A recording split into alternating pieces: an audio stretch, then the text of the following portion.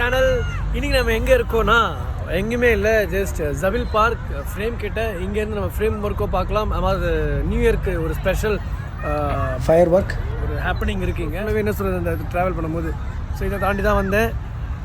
நிறைய கூட்டங்க, வேறு லெவல் க்ரௌடிங்க. நீங்கள் பார்க்கலாம் இடத்துல ஃபுல்லாக.